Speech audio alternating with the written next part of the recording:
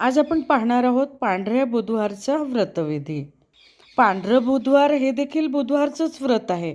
11 बुधवारी उपवास करायचे असतात. त्याला पांढरे बुधवार व्रत असे म्हणतात.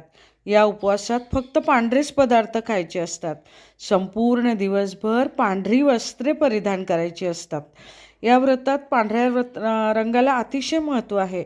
रात्री उपवास सोडताना पांढरे पदार्थ खाऊनच उपवास सोडायचा असतो. दूध भात किंवा ताकभात, केळाचं शिकरण अशा प्रकारचे पदार्थ खावेत.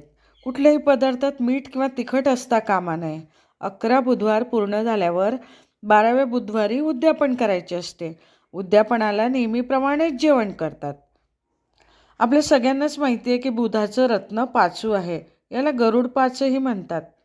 बुद्धीचे काम करणाऱ्यांनी या रत्नाला धारण करायचं असतं. हे हिरव्या रंगाचे रत्न व्यापारी लोक